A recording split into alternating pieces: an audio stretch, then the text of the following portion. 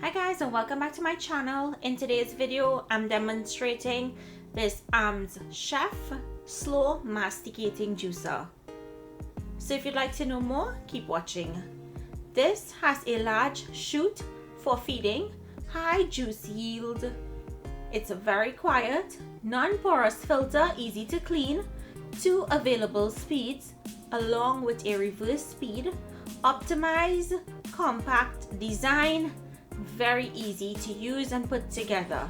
So all you have to do is go ahead and turn this counterclockwise and it will lock into place. Press that knob and turn it clockwise to release. Very easy to put together. Next, remove this inner piece, which is the filter, and we're going to add in our auger, and then we're going to replace the filter. Next, you place the cover and place your cups. The bigger cups is to collect the sediments and the smaller cup is to collect the juice.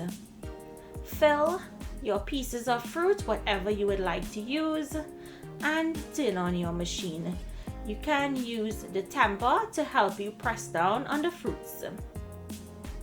And look at that, you're getting juice right away.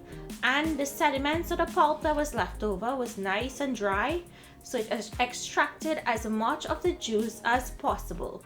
I will say that softer fruits tend to swirl in the barrel a lot, so I would suggest using a lot of hard fruits after you use soft fruits.